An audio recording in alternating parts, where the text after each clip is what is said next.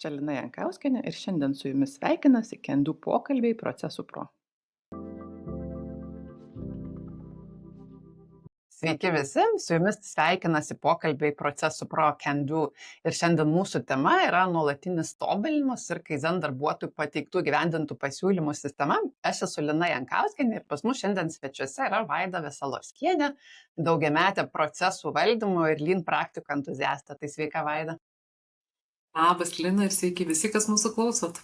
Taip, tai labai džiaugiuosi, kad turėjai galimybę šiandien pasikalbėti apie kaizenus, o visiems mūsų klausytojams noriu priminti, kad mes su pašnekovais susitinkame neparepetavę, nesusiderinę savo pozicijų ir žiūrim, kur tas pokalbis mus nuves ir galvoju, kad gal kaip tik nuo to ir smagiau ir įdomiau. Taip pat pokalbio podcast'o metu atsakom ir į klausytojų užduotus klausimus ir jeigu norite sužinoti, kokie pokalbiai laukia ateityje, tai tą galima padaryti užsiprenumeravus Kendu naujienlaiškį, viešinam ateities temas, galite mums pateikti savo klausimus ir tokiu būdu taip pat netiesiogiai sudalyvauti mūsų pokalbėse. O mes šiandien pasikalbam apie Kaizen. Tai Vaida, galvoju, gal pradėkim nuo tokio labai paprasto klausimo, nes mūsų bendruomeniai tikrai nėra visi vien lean specialistai, turim nemažai ir kokybės specialistų, ir tiesiog tarpinės aukščiausios grandies vadovų. Tai jeigu reiktų pasakyti, kas tas Kaizenas yra, kokius akcentus sudėtum tu? Šitą klausimą labai dažnai atsakinėju ir vien todėl, kad naujus darbuotojus įvedame į Kaizen sistemą ir aš pati vis ieškau savyje pasitikrinimo pirmiausia, kas tas vis Kaizen. Nes čia verta pradėti Kaizeno istoriją nuo to, kad jam labai svarbus yra Kaizen in Kaizen. Ką tai reiškia, kad pats Kaizenas yra užprogramuotas savyje patobulinimą. Ir nuo to prasideda visa graži filosofija. Mes visi esame atsakingi kasdien tobulinti save, savo aplinką. Ir tai yra nuostata, filosofinė nuostata, kad mes esame atsakingi tvarkytis. Paprasta žmonių kalba tai būtų toks mano paaiškinimas, o akcentai čia yra tie, kad mūsų visų tai yra kasdienybė, mes visi geriausiai žinom, kaip tobulinti tą veiklą ir Kaizen su savo pavadinimu atsineša sistemą. Kaip man atnešti tą savo patobulinimą, kaip man jį gyvendinti, ant ko jį, kaip sakant, užrišti, parišti, kaip jį man ištestuoti, kas jį turi patvirtinti, kad jis yra geras ir jis atsineša savyje tokius su Kaizen procesu, Kaizen elementus, kuriuos turi praeiti pati idėja, kad jie taptų kūnu.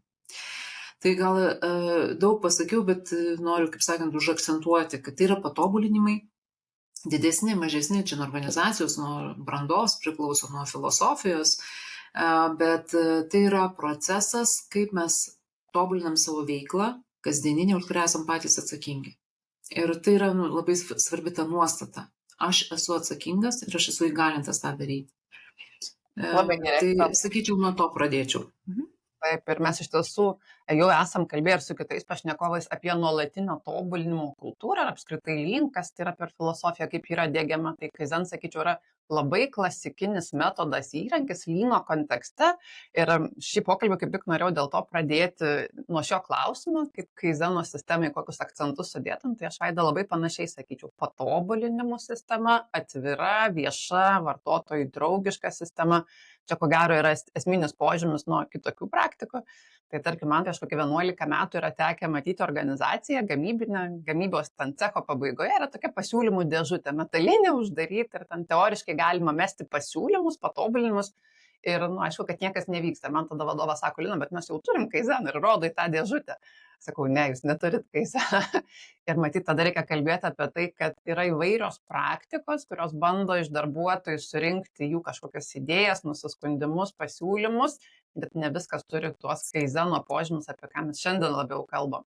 Tai vat atvirumas, draugiškumas, aš net visuotinumas, ko gero žodį pridėčiau, nes tipiškai organizacijos, kurios diegia, taiko Kaizeną kaip sistemą, tai siekia, kad šita sistema pasiektų visus ir bet kurį iš organizacijos žmonių, dažniausiai be kažkokio apribojimo, ten padaliniais ar pareigybių lygiais. Ir tada mes turim sukurti, matyt, taip veikiančią sistemą, kad tai būtų patraukli. Taip, čia reikia labai teisingai suprasti, kad kai aš įdedu į dėžutę idėją, su jai nieko neatsitinka, už to dėžutės turi stovėti procesas. Dėl man Kaizenas yra labai didelė sąsaja su procesiniu valdymu, kad aiškiai matytųsi Kaizeno įtaka, mes turim jį išsitestuoti, įvesti į procesą, pakeisti elgseną, nes tada jis atsitinka. Tai, kad aš pateikiu idėją, įmetu į tą dėžutę, niekas už to neatsitinka. Labai antrinu tau, Lina, ir kas man dar labai svarbu apie Kaizenus ir kodėl aš jį vadinu iš tiesų varikliuku.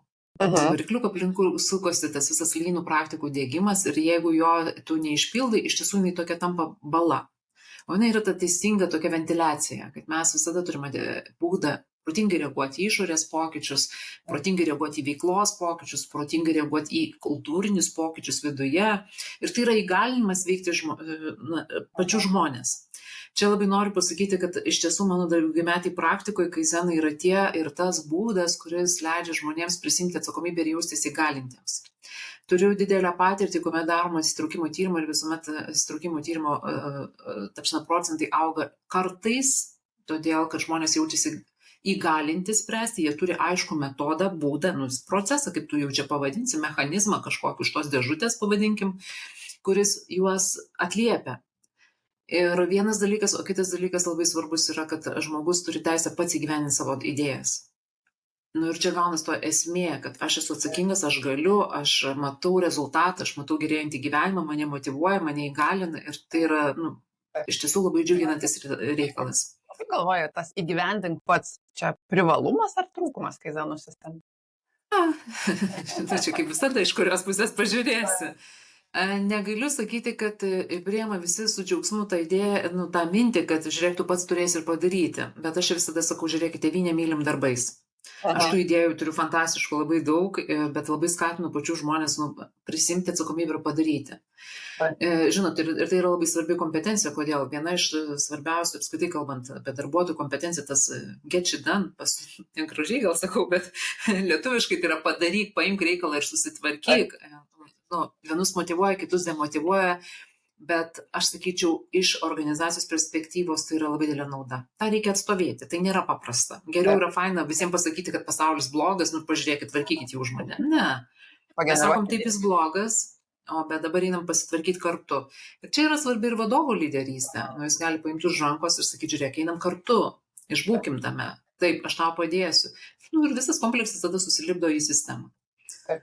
Labai geras akcentas ir aš dar taip irgi noriu ypač pabrėžti šitą vietą, nes jeigu organizacija pradeda eiti kaizenų keliu, tai pradžioje labai dažnai tas klausimas, ypač darbuotojams kyla, tai pats parašiau, pats ir įgyvendinsiu, kas čia jokios naudos lyg tai nėra, bet tai yra esmių esmė, ne tik idėjų prigeneruoti, bet surasti viduje to prioriteto ir disciplinos realizuoti tai, ką sugalvojom.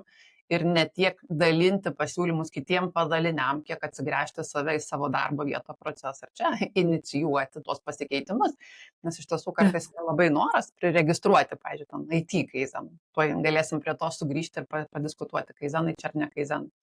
Tai iš to, ką mes dabar diskutuojame. Čia, Lina, labai atsiprašau, noriu truputėlį patikslinti. Mūsų ir mano atveju ir mano darbiniai patirtį mes registruojame idėjas tiek savo procesam, tiek kitiem. Tiesa, į visas pusės. Tai čia noriu patikslinti, kad nebūtinai aš tą gerinu tik savo veiklą. Tai jeigu aš matau, kad mano procesas yra susijęs su kitu, kuriame reikia pasitvarkyti, nes prasilenkiam, tai mes turim legalią sistemą, kaip tai padaryti. Ne tik registruojam pats savo. Bet aš gal taip skaičiais pasitikrinčiau, aš pati esu skaičių žmogus ir sakau, įsivertinkit, užregistravot 100 kaizenų, kiek iš jų galėsit realizuoti patys savo padalinėse, o kiek atidavėt kažkam kitam. Ir jeigu ta proporcija yra, kad išdalinom visiems, bet patys tai nieko, tai sakyčiau, kad reikia dar sugrįžti kaizenę esmę, jeigu kažkiek procentų, 20-30 yra kartu su kitais padaliniais realizuoti, mano akimis viskas to yra gerai ir sveika. Tai grįžtam prie kaizen sampratos, darbuotojai sistemiškai bandom pasiekti visuotinai visus, bandom patobulinimus surasti, registruoti, valdyti, įgyvendinti. Ir man atrodo, kad kartais organizacijos jau šitame etape apibrėžimo, ką jos laikys kaizen etape, padaro praktinių bėdų, pavyzdžiui, pavadina, kad yra idėjų pasiūlymų sistema, gali būti, kad netgi išsikelia tokį tikslą, tarkim, sugeneruoti 100 pasiūlymų ir tada labai gerai suveikia tas principas, apie kurį ir mes jau esam kalbėję rodiklių kontekste, pasakyk, kaip mane matuosi, pasakysiu, kaip aš veiksiu. Tai ir turim 100 užregistruotų idėjų ir gal ten iš jų neįgyvendinta net pusės. Tai aš asmeniškai visada dedu akcentą ne tik prigeneruoti, bet ir realizuoti. Ir realizuoti ne kažkada ten po metų, 2, bet pabandyti net ir kažkaip arti laikę visą tam padaryti. Sutinku. Gerai. Taip. Tada toliau. Tai žodžiu, bandom pasiekti tam tikrą organizacijos visuotinumą. Aš labai pritarčiau, Vaida, tam, kas sakei, kad mes bandome su šitomis kaizeno praktikomis paliesti darbuotojų įtraukimo ir įgalinimo perspektyvas. Ir tikrai pritariu, mano praktikoje taip pat darbuotojų įsitraukimo tyrimas pakankamai greitai tą parodo. Ir manau, kad šitoje vietoje yra dažnai, bent jau pas mus Lietuvoje, tarp organizacijų ir konsultantų tokia dilema. Tai kas pirmiau? Ar darbuotojų įsitraukimas, kuris realizuojasi kaizenais, ar pirma kaizenai ir po to didėja darbuotojų įsitraukimas. Ir aišku, kad šitų diskusijų kontekste beveik visada būna klausimas, tai kaizenams tikslus turėti ar neturėti. Kokia, Vaida, yra tavo patirtis? Mano patirtis, dabar taip reflektuoju savį, žinai, labai priklauso nuo organizacijos lygų. Kaizenai yra vaistai, taip pavadinkim, ir priklauso nuo statuso, nuo lygos, kokią mes organizacijai randam, nuo to labai priklauso, ar pirmiau nuskatinti įsitraukimą ir tada įvesti kaizenus, ar kaizenas pirmiau, tai priklauso nuo situacijos.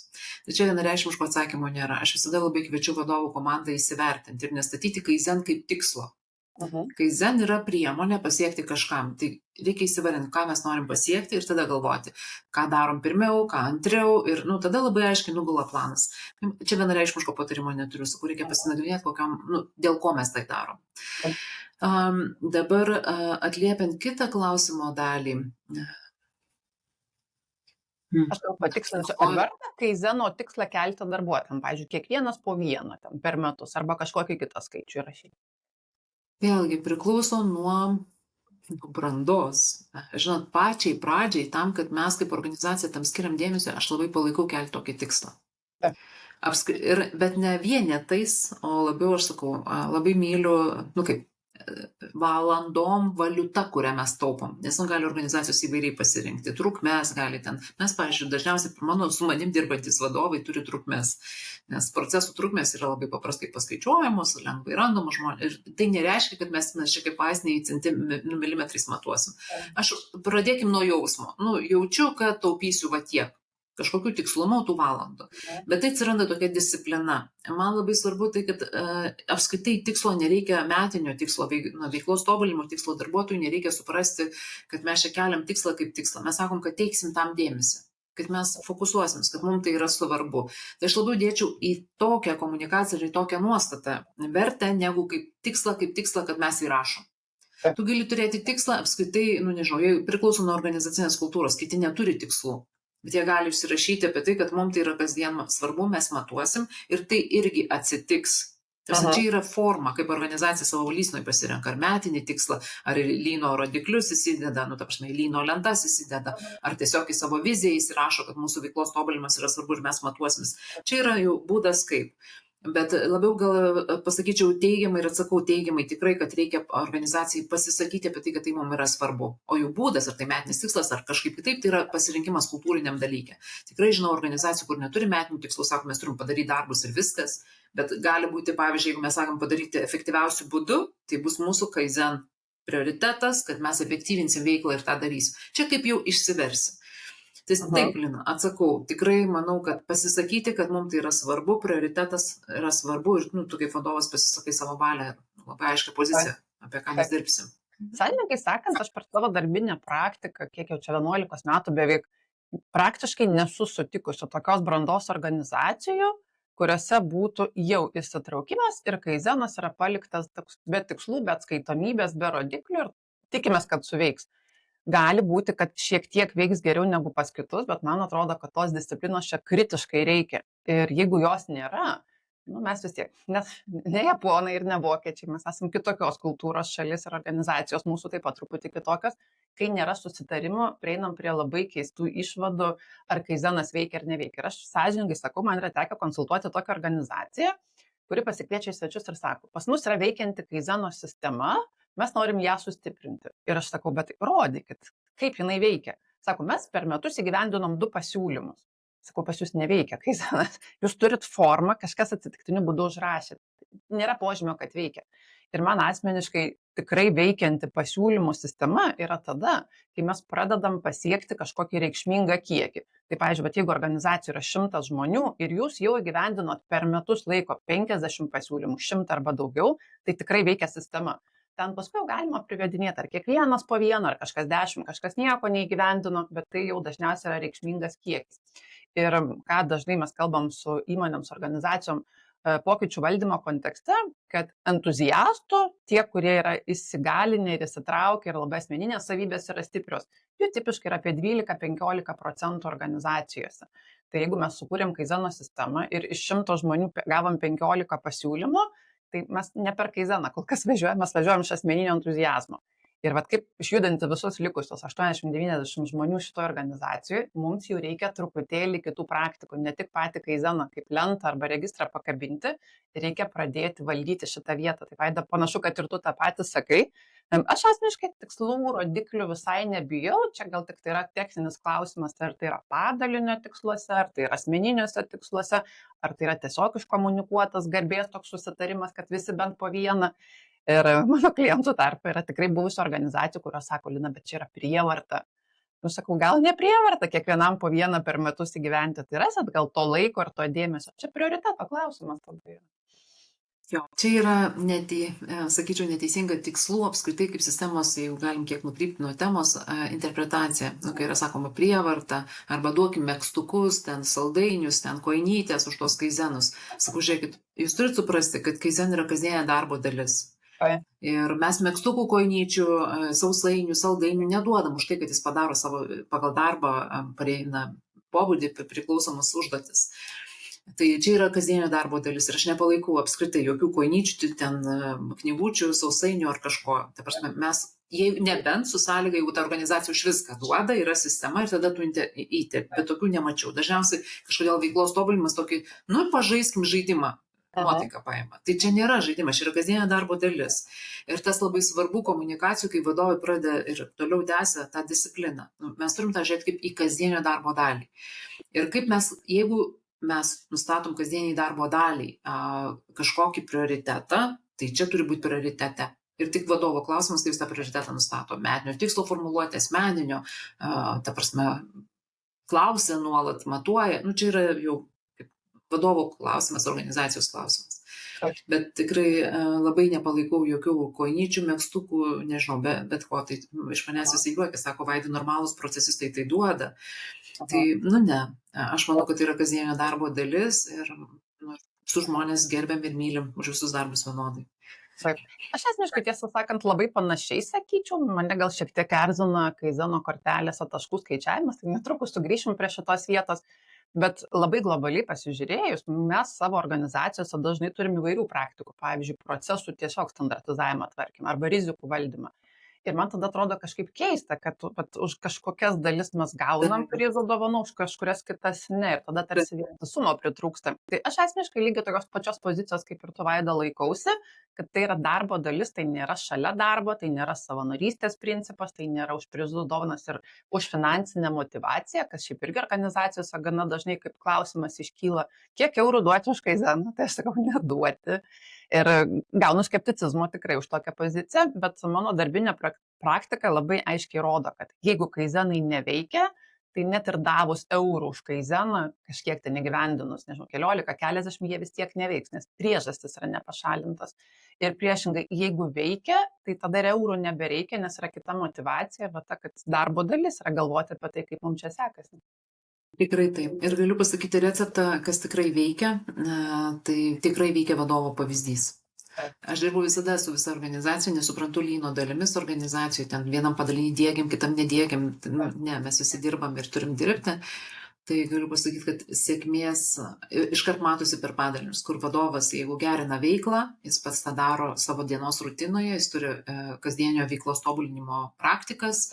Vadinasi, tas padalinys tikrai bus ir gyvendintojas, ir generuotojas, ir jis apskritai suprasta, kaip būdą gyventi organizacijai, tvarkytis reikalus. Bet jeigu vadovas tai daro dėl akių, nedaro iš viso, tai žinokit, toliau ir gali neieškoti priežasčių. Tai čia labai nepatogi iš dalies tiesa yra, nes kartais, jeigu tu supranti, kad kaip aukščiausio lygio vadovas nori tą kultūrą turėti, gali tekti ir keisti vadovus, nes ne visi sutinka keisti elgseną, bet tokia yra kaina, kaip ir kitų projektų, kaip ir kitų užduočių. Ir čia nereikia Kaizeno ar lyno praktikų išskirti kažkaip. Nes jeigu tu, pavyzdžiui, kartais nori pasiekti kažkokių išskirtinių pokyčių organizacijų, tu turi žmonės tokius turėtų, kurie tą pokytį palaiko. Čia veikia visiškai tie patys algoritmai. Todėl labai kviečiu, kalbant apie lyno praktikas, taip jas ir interpretuoti, kaip kasdienio, nuolatinio valdysenos užduočių dalį. Labai gerai, pritariu. Ir mano dar pozicija yra tokia, gal papildysiu šiek tiek, kad jeigu įsivaizduojam organizaciją, kurioje yra, tarkim, 10 vadovų, tai statistiškai maždaug 2, gal jeigu pasisekė 3, bus tie, kuriems lynas ar nelynas, jie jau turi tą kultūrą ir tobulinimo, ir keitimo, ir diskusijų atvirų su komanda, ir atskaitomybės praktikų. Ir aš tada sakau, jūs nustebsit, bet mes lyn įvedinėjom ne dėl jų, o dėl tų likusių 7 arba 8, kurie nežino, abejoja, nemoka, jiems tai nėra jų komandos identiteto dalykas, nes jeigu mes čia sugebėsim bent dalį vadovų prajudinti, tai ta nauda proporcingai bus ženkliai didesnė. O tiem pirmiesiems 2-3 padaliniam, kurie jau buvo aktyvūs, tiesiog suteiksim struktūros, formos, atsekamumo, kur visa tai vyksta. Mes daugiau negu jie bandom apriepti. Ir jeigu taip atsakant šito pokalbio metu į klausimą, o tai kas pirmiau įsitraukimas ar kaizenai, aš asmeniškai sakyčiau, kad kaizenai veikia ne tik tose organizacijose, kurios yra labai įsitraukusios, nes per atskaitomybę, per tikslus, per kitokią vadovų lyderystę, mes per kaizenus taip pat galime ir stiprinti įsitraukimą, tada kaizenas tampa papildomų įrankių net ir įsitraukimo praktikoms gerinti. Tai to visiškai nereikia bijoti, čia yra normalus dalykas. Šiek tiek pakalbėjom ir apie tikslus, apie atskaitomybę. Tai dar dėl tikslų pasakysiu irgi, kad aš asmeniškai esu ne prieš, kad pirmuosius kokius 2-3 metus, kol kaizenos organizacijoje tikrai įsivažiuoja, organizacijos nebijotų ir kiekybinio, tiesiog skaičiavimo. Kiek kaizenų turim, kiek įgyvendinom, kokia trukmė, kiek per darbuotoją gaunasi. Šitie duomenys jums rodys, ar jūs mokotės ir praktikuojate šitos dalykus. Ir vėliau tikrai galima įsivedinėti sutaupimus eurais, valandomis, kitais metais. Jeigu sugebat nuo pradžių, viskas gerai, bet persistengti čia taip pat nebūtina ir galima į kaizenus žiūrėti kaip į tam tikrą evoliuciją. Kai jau veikia, pradedam truputėlį kelti tą kartelę, kad jau nebeformaliai priregistravom, bet jau kokybiškesnių norim, galbūt daugiau darbuotojus į komunikaciją, dar daugiau investuojam. Tai Vaida, man būtų labai tada įdomu su tavim padiskutuoti apie tokį techninį dalyką - pasiūlymo kortelės formą. Kaip tu sakytum, kas yra Vaidos už, kad būtinai reikia palikti taikyti ir kokios dalys, langeliai nepasiteisina ir prieš ir gal neturėti kaizen korteliai tokių? Kaizen kortelės, mano akimis, yra reikalingos dėl kelių priežasčių. Pirma, kad mes turėtumėm atsekamumui pokyčiam valdyti. Tai yra, kad atsitiko, kaip testuosim, kaip įvesim, kas už tai atsakingas, ką padarėm, pasiteisino, nepasiteisino. Antra, labai, kas pas mus pasiteisino, gal taip, tai iš tiesų matyti, kokią įtaką, padarysim šitą kažkokį X įrašą, bet kaip tai daro įtaką kitiems procesams. Ir mano patirtį, kas labai pasiteisino, visus kaizenus kabinti ar paregistruoti ant procesų.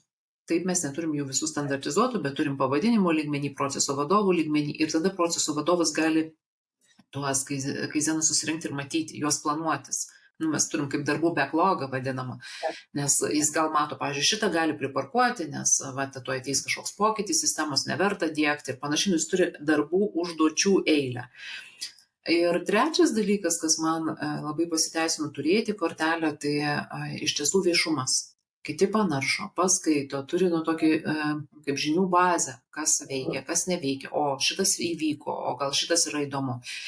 Ir aišku, mes, kadangi naudojam, dažniausiai su manim dirbdami žmonės naudoja SharePoint sistemą, tai mes per ją ir informuojam susijusius, kad žiūrėkit, įvyko toks pokytis, prašom pasikoreguoti gal susijusius dokumentus ar kažką, nes tai leidžia labai efektyvinti komunikaciją. Ir tada tu matai, buvo informuoti, kas patvirtino, kas atsisakė, kas mato, yra toks valdysenos dalykas.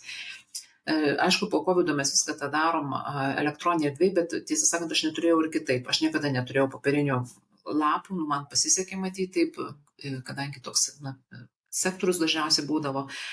Tai tuos funkcionalumus mes turim ir jais labai mielai mėgaujamės. Tai sakyčiau, taip reikia, privalomi laukai, vardas, pavardė, tai tokių neminiu, bet gal iš tokių įdomesnių, kas man labai pasiteisino, tai būtent procesas, procesų grupė, kuriame tas kaizenas yra registruojamas, įgyvenimas, testuojamas. Nes tada labai aiškiai matosi įtaka, mes ant to proceso pakabinam juos, jie matosi, kiek buvo, kodėl buvo, kokias įtakas padarė, kuriuose žingsniuose, kurie susijęs su procesai, iškart irgi matosi. Mes taip valdom. Mums tai labai pasiteisino. Ir kitas dalykas, ką tai atneša, kad visi procesų vadovai tvirtina įgyvendinimui kad taip laikas tam kaizenui ir tvirtina įgyvendintus rezultatus. Nes, pavyzdžiui, jeigu aš ateinu ir sakau, aš galiu jūsų procesui pasiūlyti idėją, aš ją įgyvendinu, nors nesu proceso vadovas, bet proceso vadovas sako, o puiku, tu pasitvarkysi, turėsi kaizeną, bet aš priimu rezultatą ir integruoju veiklą. Ir tai yra proceso vadovo atsakomybė. Tai taip, be kortelės tu to nepadarysi. Taip. Čia jeigu organizacijai kyla klausimas, ar iš vis registruoti, ar iš vis turėti kortelę arba registrą, tai atsakymas mano irgi visada vienareikšmiškai taip, nes jūs kitaip nesuvaldysit, jūs nematysit nei masto, nei etapo, nei nieko ir liks tokia deklaracija, kad dabar visi tobulinam savo veiklą, o atsakomumo jokio. Ir kartais vadovai suabejoja ir sako, Lina, bet paprasčiau yra gyvendinti, negu kad daryti ir registruoti. Ko jūs ką tik tai pasakėt, lyg tai čia yra idėja jūsų, vienų tik tai. Aš sakau, bet tai yra organizacijos turtas, intelektinis. Registruokit tam, kad kiti pamatytų ir galėtų pagalvoti, prisitaikyti savo ir pradeda veikti kaip vidinės komunikacijos praktika, kaip žinių bankas tam tikras. Ir labai paskui matosi organizacijos, kaip nuvilnyja tam tikri atgarsiai, tam tikrų kaizenų per kelius procesus. Tai registruoti turėti būtinai. Bet kartu, ir kodėl šitą klausimą norėjau padiskutuoti su tavim, mane labai gąsdina, kai būna milžiniškos kortelės. Dydis maždaug 2 A4 formos lapai ir ten reikia visko priregistruoti. Apibrėžkite problemą, išanalizuokite esamą situaciją, pasiūlykit future state, išanalizuokit 5 kodėl, 7 švaistymus, ką sutaupysit ir ta kortelė vis tęsiasi ir tada toks yra jausmas, kad, nežinau, čia reikia turbūt turėti kažkokį magistrą iš nuolatinio tobulinimo tam, kad atsakyti visus tos klausimus. Ir tos organizacijos, kurios pasirenka tokį komplikuotą formatą, jos dažnai sako, kad kortelė yra būdas ugdyti žmonės, kad jie suprastų, koks tai yra švaistymas, kad jie išmoktų sutaupimus skaičiuoti. Bet mano praktikoje dažniau tai suveikia kaip stabdis, kai nesuprantu, kas čia yra ir dėl to galbūt iš vis nenoriu net pildyti tos kortelės. Tai aš asmeniškai taip pat esu entuziastė, kad vardas pavardė, problema, kas siūlau, yra baziniai langai ir kartais jų iš principo ir užtenka. Gal ten kažkokį dar priskirti vykdytojo atsakomumui data, kad suvaldymas galėtų vykti. Ir čia organizacijom reikia nepamiršti, kad kaizenas yra mini formatas, jis turi būti maksimaliai paprastas. Mano klientų tarpe netgi buvo tokių pavyzdžių, kai kaizenų idėjos sugalvojimo metu neregistruodavo, užregistruodavo tik po to, kai yra realizuota ir kortelė buvo vizitinės kortelės dydžio. Bet kas buvo padaryta, koks poveikis sukurtas. Tai nereikia persistengti mano akimis ir kurti kažkokio didžiulio aparato čia, kur mes siekiam mini formato. Jeigu būsit tokie stiprus, sugebėsite visus klausimus atsakyti, imkite PDCA formatą, ten bus ką skaičiuoti ir tas kuo darbuotis. Taip, man tas 2 lapai tavo pavyzdys tai irgi priminė PDCA.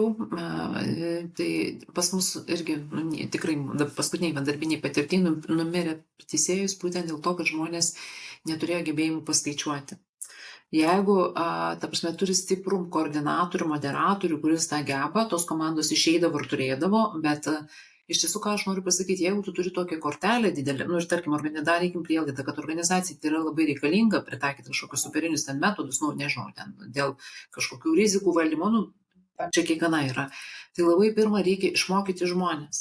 Čia labai yra svarbus akcentas. Jeigu žmogus yra pasiruošęs ją pildyti, jis nesipriešins, nes jis gebės tą daryti ir jam nebus baisu. Ta prasme, ir netrodys tiek daug laiko gaištama. Bet negali tu žmogui duoti ir sakyti, dabar pildyk. Natūraliai, mes visi norim būti profesionalai, mus gąsdina, tai yra pokytis. Tu įvedi naują skaičiavimą, tai yra pokytis. Ir tame reikia išbūti, tą reikia apmokyti ir gerbkim tu savo žmonės.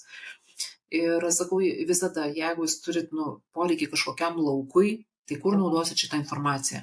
Jeigu jūs kaupsit tą informaciją dėl kaupimo, tai yra šiukšlės, administracinės šiukšlės.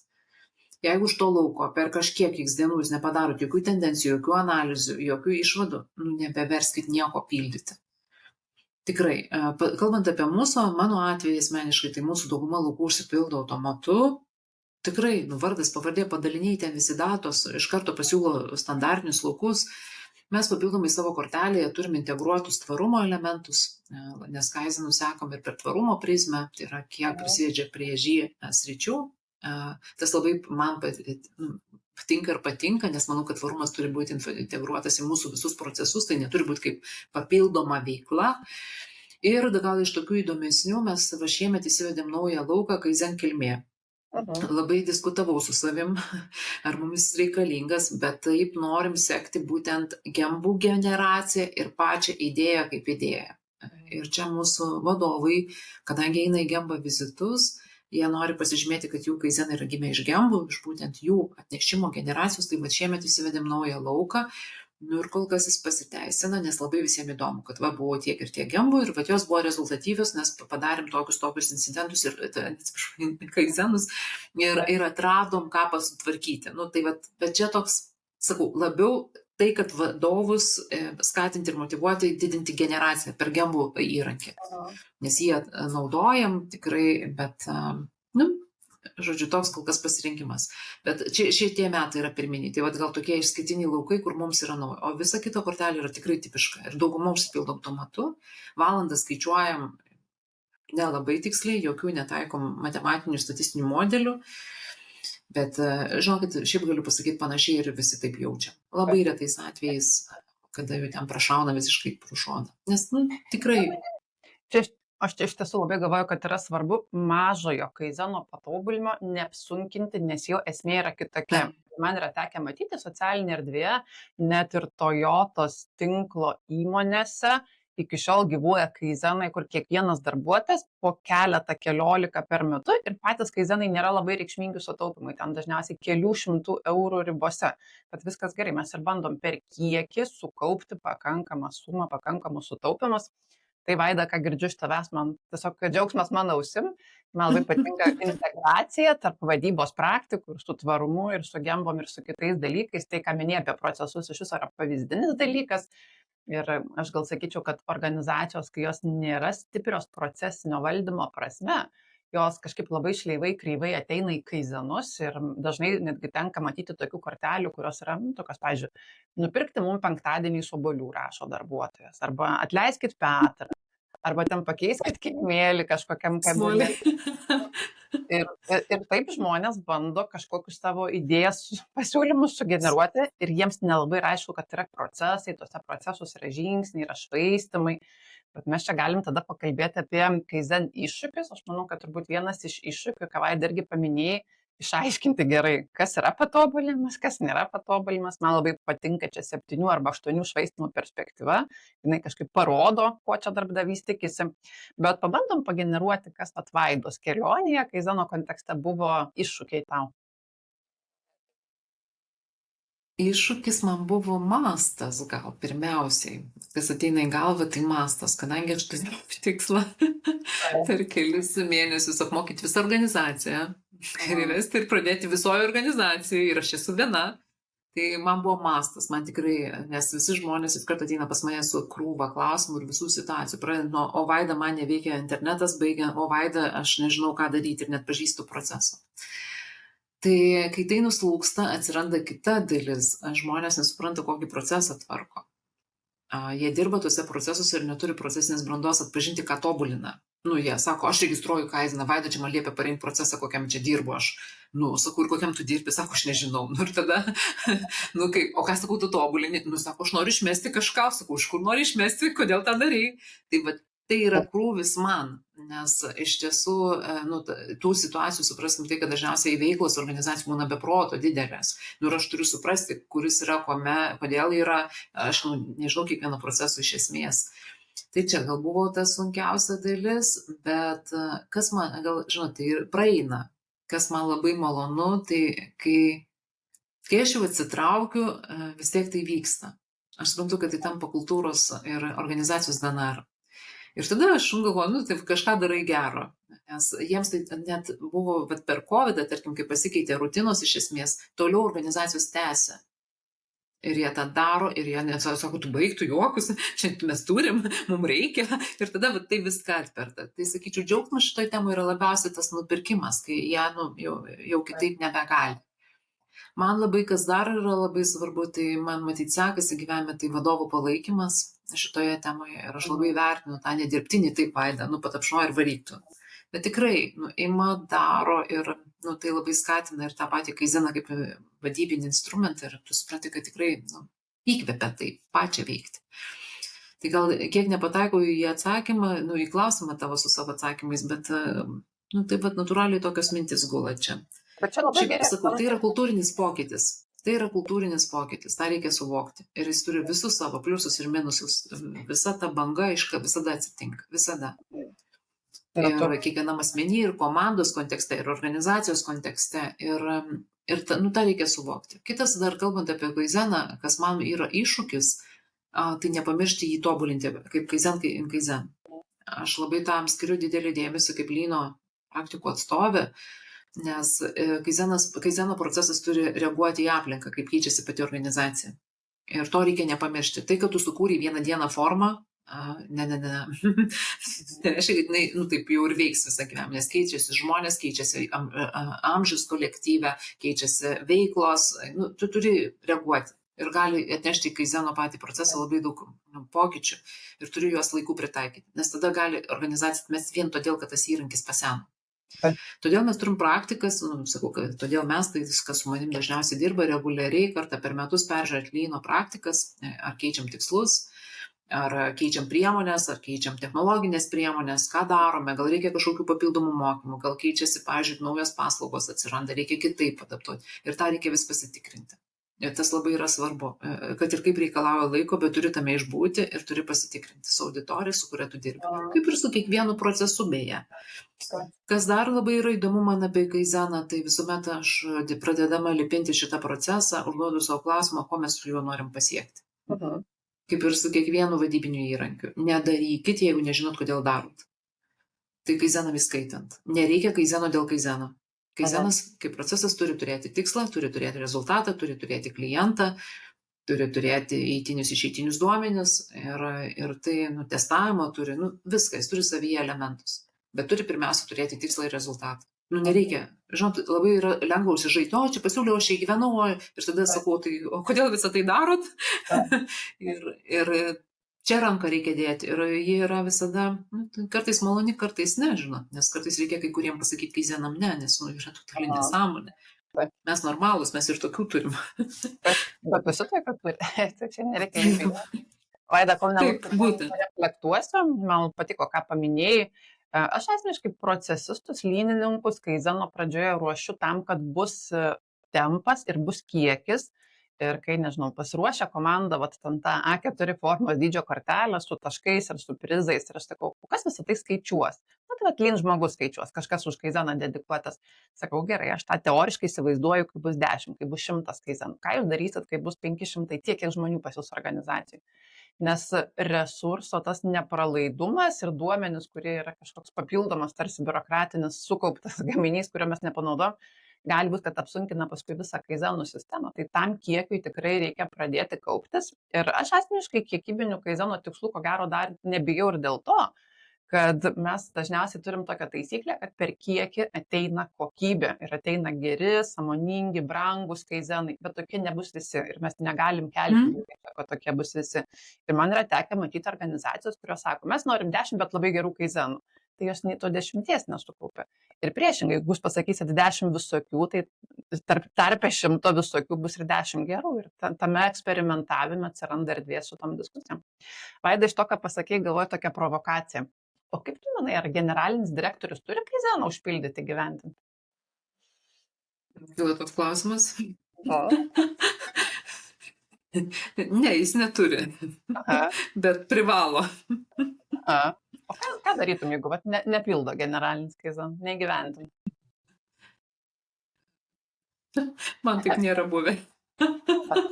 Nes man yra tekę pabarti aukščiausios grandies vadovas, nustatinėjant lean metodų brandą. Aš paimu kaizen registrą, uždedu požymį tik aukščiausios grandies vadovai, pavyzdžiui, generalinis direktorius, paimam ten poros metų perspektyvą ir 0. Ir mes tada diskutuojam, ką reiškia tas 0. Ir vadovai dažnai bando prisidengti, sako, mes visus įgalinam ir įtraukiam, atiduodam savo kaizenus. Sakau, ar tikrai? Pasižiūrim. Nes jeigu ir komandose 0, tai panašu, kad nieko jūs ten netidavėt ir nieko nedovanojat. Aš asmeniškai gal didelės tragedijos dėl to nedaryčiau, nes taip vadovai neša tą labai stiprią vėliavą lyderystės komunikacijos.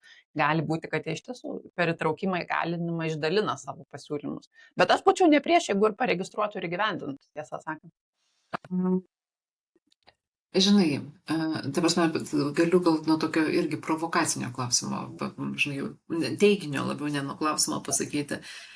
Aš nenorėčiau, kad generalinis sėdėtų ir tvarkytų kokią Excelį, nes turi žiauriai gerą idėją. Nu, tarsi jis yra per brangus tam. Tai. Ne, tai aš labiau gal vertinčiau ne tai, kad jisai sėdi ir Excelį žmakina, šitai, bet čia yra labiau apie tai, kad aš pastebiu, man rūpi, aš užregistruoju ir pažiūriu, ar įvyko. Taip. Čia yra tas energijos tvermės dėsnis. Kiek įdedama energijos, tiek gaunama rezultato. Tai man sekasi ir aš, matyt, gyvenime sutinku labai teisingus vadybiškai vadovus, kad nebuvo gal vadovų, kurie ta prasme, tikrai nebuvo tokių, kur nedarė. Taip, ar jie sėdėjo ir kūrė Excelį, aš su Bulgariju, taip kiek Excelio pavyzdžio. Tai ne tame čia akcentas. Akcentas yra tame, kad jis eina į gembą, jis didina generacijas, paskui praseka, ar tai atsitiko. Taip, gal ir aš užregistravau. Nu gerai, tiek tos kortelės neužpildė savo vardu, žinai. Bet aš čia neklimstu, kad kortelės neužpildė. Man labiau yra svarbu tas energijos tvermės dėsnis. Kiek energijos yra skiriama šitai temai, kiek aš turiu tos intencijos ir kiek aš stebiu rezultatą. Nes apie tai yra visa prasmė. Kaip čia yra sakoma, jeigu vaiko imsi klausti, kiek gavo iš lietuvių, lietuviams gerėti. Pradėsi klausti, kiek geografijos gauni, geografija jums gerėti. Tai čia taip pat, turi vykti klausimas, turi vykti tą intenciją. Tai žinai, jeigu jau būti tikrai, tai gal ir tų visų Kaizeno kortelių ir nepildo, kaip pats atsisėdęs. Gal ir ateina pas mane ir sako, Vaida, žiūrėk, turiu idėją, užpildyk, praseksim. Jeigu būti visai tiksliai, tai gali būti, kad ir aš užregistravau, ar kažkoks kitas kolega, bet labiau čia eina kalba apie tai, kad rūpestis tuo yra. Ir Gemba praktikos jos tikrai labai padeda sustiprinti lyderystę ir integruoti kartu su Kaizen, tik tai, kad ne visos organizacijos turi tas Gemba praktikos. Na gerai, tai žodžiu, čia provokacijas išgliaudėm. Vaida, turim tada dar vieną dalyvio klausimą, ką daryti, nes kai kuriuose organizacijose, kurios yra tokio administracinio profilio ir visi darbai, didžioji dalis yra kompiuterius informacinėse sistemose, gali taip atsitikti, pas juos atsitiko, kad apie 80% Kaizenų yra skirti IT komandai, gerinti elektroninę visą erdvę. Ir sako, ką dabar daryti, nes mūsų IT resursas yra užkrautas kitais strateginiais projektais. Kaip bandytum išrišti, pakomentuoti tokią situaciją? Gal pačiai yra tekę su panašiomis? Taip, yra tekę, bet aš gal pasakyčiau, ką aš daryčiau, jeigu nebijočiau. Žinai, iš tos serijos, kaip matyčiau teisingai, ar man tai pavyko, negaliu to pasidžiaugti. Aš sakyčiau, Kaizenas turi būti, jeigu pas juos yra tik prioritetas strateginiai projektai, tai tą pavadinti strateginių projektų. Kur link aš vedu, IT irgi turi keistis. Ir jeigu IT, sako, mes turim tik keitimus, incidentus, ta prasme, tai čia yra krepšelio klausimas. Tai vadinasi, jūsų darbai keitimams ateina iš Kaizen generacijos. Jūs ir taip tuos keitimus darytumėt, tik tai dabar generacija ateina iš Kaizen. Tai, bet Kaizeno kur yra vertė, kodėl tai nepaprastas keitimas? Tam, kad tu pasiūlytum Kaizeno idėją, tu turi jau pragalvoti ją, ką tu turi padaryti, kaip pasiūlyti sprendimą. Nes tavo ir keitimo logika turi keistis. Tai čia business process and IT alignment turi įvykti. Man labai patinka tas angliškas įsireiškimas. Lietuviškai skamba lygiavimas, tas alignment, nežinau, kaip gražiau išversti, bet alignmentas labai geras žodis yra. Kai veikla turi su IT draugauti. Tai ką aš noriu tuo pasakyti, kad iš tiesų čia reikia IT darbų organizavimą ir filosofiją pakeisti. IT labai patogiai gyvena, jie pasisako, mes dirbam taip, bet jau senai nebe taip reikia, veiklai nebe to reikia. Tai čia reikia tą tokį, integraciją padaryti. Ir jeigu jie sako, darom tik strateginius projektus, tai paprasčiausias būdas pavadinkim Kaizenų strateginiais projektais. Tai ir ką tada? Taip. Bet iš tiesų tada Kaizeną registruojant galima ne tik procesą nurodyti, bet ir kažkokį strateginį projektą. Mano tiesą sakant, atsakymas šitai organizacijai, šitam dalyviui buvo labai panašus, kad IT Kaizenus vis tiek registruokit, dėl to nestabdykit sistemos. Tik tai gali būti, kad jūs dirbat šiuo metu su tokia sistema, kuriuose yra aiškus tie Kaizenai, tai padarykit juos techniniais reikalavimais toje naujoje sistemoje ir tą poreikį integruokit į strateginį projektą. Tai nematau tame kažkokio tokio iš esmės nebegalėjimo dirbti su Kaizenais. Čia ne sistema, ne sistema, ne procesas kertasi, čia mąstymas nepasivėja. Čia yra apie mąstyseną klausimas, kad, aš darau tik tiek. Ne. Tai, pavyzdžiui, dabartiniu atveju mes kaip dirbam, tai darom taip, kad kažkas X asmuo pasiūlo, proceso vadovas pritarė įgyvendinti, mes privedam iki sprendimo ir aš turiu aišku algoritmą, kaip turiu įgyvendinti ir tada registruoju IT keitimą IT darbams. Ir jie daro tai kaip IT keitimą. Jie pasidaro IT keitimą, aš tada grįžtu, ištestuoju, įvedu į procesą ir atiduodu į veiklą. Tai mums labai gerai tai įsikaskadavo. Kiti geri pavyzdžiai yra, kur, tarkim, vieną IT sektorių yra, man kas yra pasiteisinę, tai tiesiog IT turi kitą pūlą darbų, kurie, sakom, kilo iš Kaizenų, bet algoritmas pas juos tai yra IT keitimai. Jie iš esmės turėjo pakeisti IT sistemas. Paprasčiausias gal pavyzdys tą iliustruoti būtų, pavyzdžiui, aš noriu pakeisti katalogų kažkokias teisės, aš išgryninu iki tikslių teisių, iki sistemos ten kažkokių posistemių ar kažko ir tada jiems atiduodu. Jie nebeturi to patys daryti, analitinės dalies. Jie gauna užduotį, IT užduotį, viskas. Tai aš čia nematau bėdos procesiniam lygmenį, aš manau, kad čia yra mąstysenos dalykai. Kad bendradarbiavimo ir verslo procesų tas bendradarbiavimas, reikia suvokti, kad IT yra back office'as. Asmeniškai taip pat patiktų, jeigu IT kaip resursas būtų padalinti, valandomis darbuotojais į strateginius projektus, į veiklos palaikymą, tai tuos kaizenus tarsi. Ir vis tiek tai yra prioriteto ir resurso šiek tiek klausimas. Taip, gerai, išgliaudėm šitą atsakymą. Bet čia labai turiu dar vieną tokį, visada kur susiduriu, visada visose organizacijose, kad IT kolegos sako, mes visiems įgyvendinam kaizenus, Vaidai, negi mes turim dar savo kaizeną sugalvoti. Taip, nes jūsų yra kasdienė darbo dalis daryti tuos keitimus. Ta prasme, jūs tam esat pasamdyti, bet tai nereiškia, kad jūs atleidžiami nuo atsakomybės tobulinti savo veiklą. Prašau padarykit, kad tie keitimai geriau įgyvendinti nebūtų. Juokauju, bet ta prasme, čia yra visai kas kita. Kaip negalima maišyti obuoliukų su vyšniom ir sakyti, kad čia apelsinai. Gerai, turim tada kitą klausimą. Provokacija viešojo sektoriaus atstovai klausia, ką čia mes, Vaida ir Lina, galvojam, ar kaizenas yra įmanomas Lietuvos viešojo sektoriaus organizacijai. Kaip sakytum, Vaida? Tikrai taip. Ir manau, kad seniai reikia užmiršti šitą skirstimą. Viešasis sektorius, privatus sektorius, lyno praktikų kontekste. Tai nėra gamyba, tai nėra administraciniai, tik procesai, čia apie nieką yra. Tikrai kuo puikiausiai veikia ir neveikia, gali ir viešajam, ir privačiam, ir bet kokiam. Ta prasme, čia ne apie sektorių eina kalba, čia eina apie tai, ar tu nori tą daryti arba ne. Aš gal irgi šitą klausimą taip atskleisčiau dvi pusės, ar kaizen kaip sistema tinka visiems sektoriams, tai taip be jokios abejonės, čia nėra jokios specifikos. Turit procesus, turit darbus, viskas gerai. Kitas yra klausimas, ar jūs suvadybinat šitą sistemą taip, kaip ją reikia suvadybinti su viskuo, ką mes čia dabar su Vaida šnekam, vadovas, įsitraukimas, mokymai, drąsa, teisė klysti, eksperimentuoti ir taip toliau. Ir šitų papildomų dalykų kartais iš tiesų pritrūksta ir kartais skelbia kokia ten valstybinė organizacija, čia gal valstybinės įmonės, tai reiktų truputėlį šoną padėti, jos vis tiek šiek tiek lankstesnės yra, bet kokia biudžetinė organizacija sako, pas mus kaizenas, ten 20 pasiūlymų per metus įgyvendinom. Tai taip, progreso dar matyti reikia daug giliau ir stiprinti tas vadybinės dalis tam, kad šitą sistemą. Bet tokių pavyzdžių galim rasti ir privačiam. Ta prasme, čia ne apie sektorių eina kalba, ta prasme, čia neteisingai yra klausima. Čia ne apie sektorių eina kalba. Tu gali rasti gerų puikių pavyzdžių valstybiniam sektoriui, viešajam sektoriuje, gali rasti labai puikių pavyzdžių privačiam ir atvirkščiai. Tai priklauso nuo... Taip, čia, kaip aš visada juokauju, sakau, nėra blogo ar gero įrankio, yra žmonės jį sugadina arba ne. Labai geras akcentas. Tai Vaida, iš viso, ką mes kalbėjom, būtų labai įdomu iš tavęs išgirsti, ar tau per visą laiką dirbant su kaizen kaip sistema buvo kokių wow momentų, kur buvo profesinis pasididžiavimas savimi arba kolegom, arba gal tiesiog nori pasidalinti kokią situaciją arba istoriją.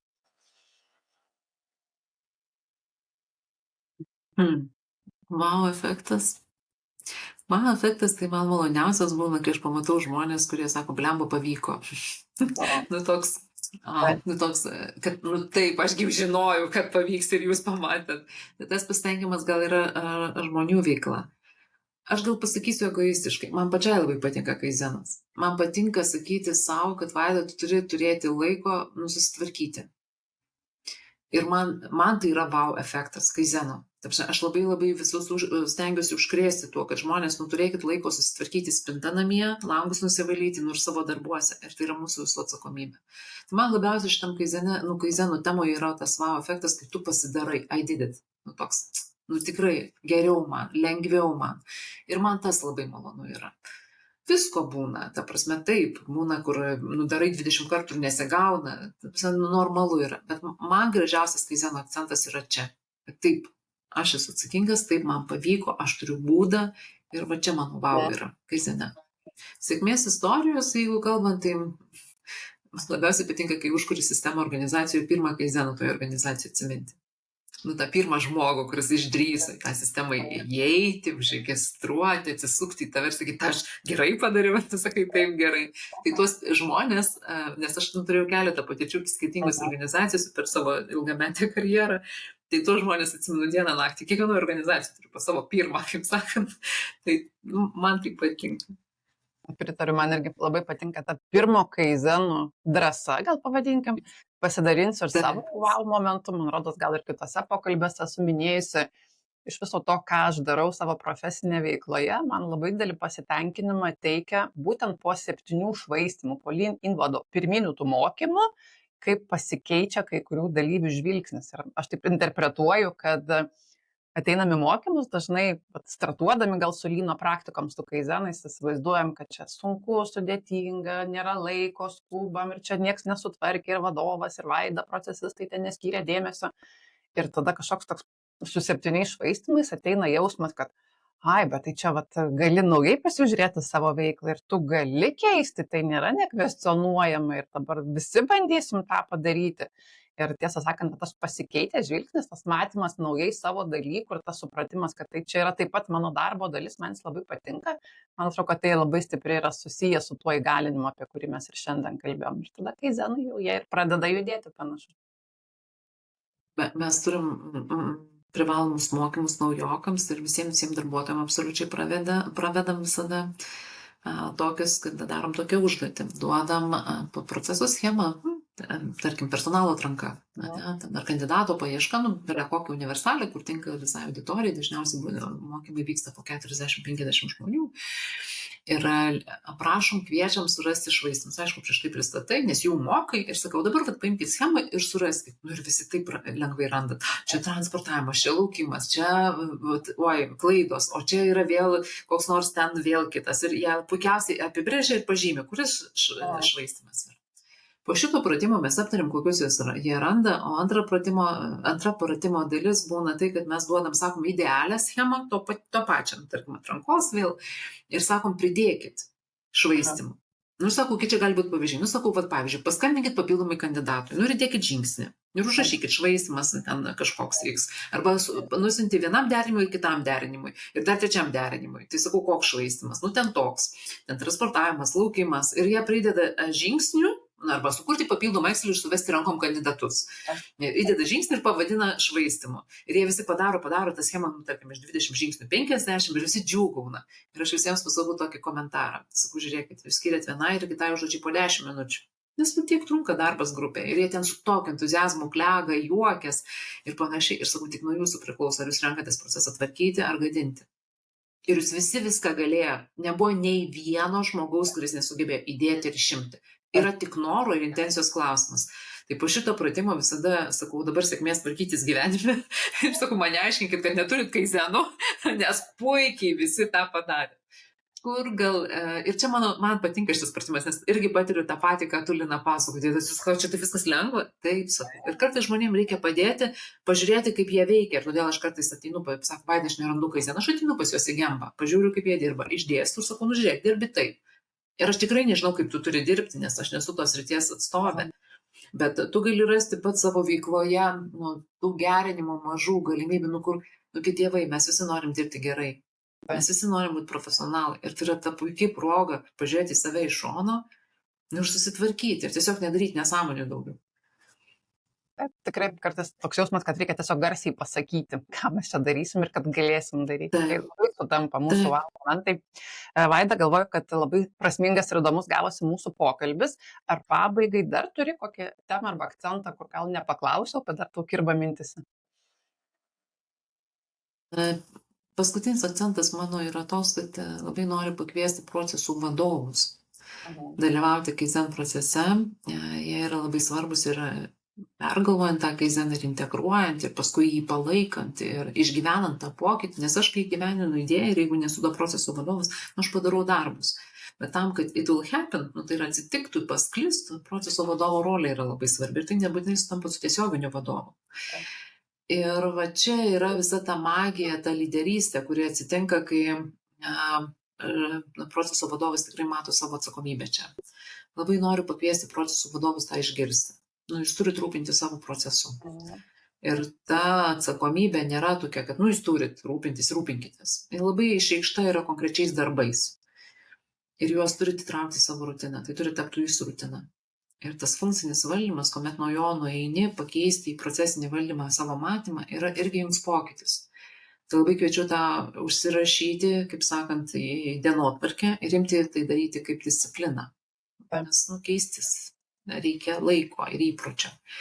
Tai gal mano paskutinis akcentas yra toks procesų vadovams, kad tai yra jums kaizenai, su jumis, apie jūs ir jūsų procesui. Tai manau, kad jų rolė yra labai labai svarbi. Pritariu tikrai. Ir aš gal papildysiu truputėlį kitą perspektyvą. Jeigu organizacijos yra silpnesnės su procesų valdymu arba jo visai neturi, tai kartais kaizenas yra toksai, kad dabar eikit ir galvokit kažką. Ir tada darbuotojai kartais sako, neturiu aš tos mūzos, nieko nesugalvojau. Toks keistas kūrybinis tarsi momentas yra. Ir priešingai, kai paimam konkretų procesą analizuoti ir ten priregistruoti kaizenų, tai po keliasdešimt visada priregistruojam per šitas sesijas. Ir iš proceso perspektyvos yra daug lengviau, praktiškiau, aiškiau, kur ten galima dalykus pakeisti. Tai tikrai pritariu procesų vadovams, tai yra labai rimta pagalba, gal net ir dovana atlikti jų ir kitą rolę. Ir tada visai pabaigai norėčiau akcentą tokį uždėti, apibendrinti šiandienos mūsų pokalbį. Tai mes čia daug aptariam, kad kaizenas ir sistemą kurti, ir registruoti, ir valdyti, ir audituoti tuos kaizenus, ir darbuotojus mokyti ir įtraukti. O tai kodėl yra verta tą daryti? Kokia nauda iš viso to gaunasi, Vaida? Tai sakau, netapti pelkę. Tai yra būdas reaguoti į pokyčius, tai yra būdas įvesti pokyčius, tai yra sistema, kaip atnešti savo idėją, savo praktiką. Ta prasme, čia yra ventiliacija, organizacijos deguonis. Man tai yra tai. Ir manau, kad ir darbuotojų įsitraukimas ir apskritai kultūra, kaip jūs dirbate, jinai tikrai labai greitai tą atlieps. Ir man kartais atrodo, kad net darbdaviai tampa patrauklesni tada, kai tos gyvybės mes sugebam sukurti. Tai ačiū, Vaida, tau buvo tikrai puikus pokalbis. Tikiuosi, dar turėsim progos pasimatyti ir kitose pokalbiuose. Labai malonu ir visiems geriausi linkėjimai ir drąsos bandyti. Ačiū, Lina. O mūsų visiems klausytojams noriu priminti, kad jeigu jums šis pokalbis pasirodė įdomus ir vertingas, tai tikrai pasidalinkite su savo aplinka, kolegomis ir bendraminčiais ir nepamirškite bendrauti su Kendu YouTube, Spotify, Facebook ir Instagram paskyrose. Iki kitų susitikimų. Iki. Viso.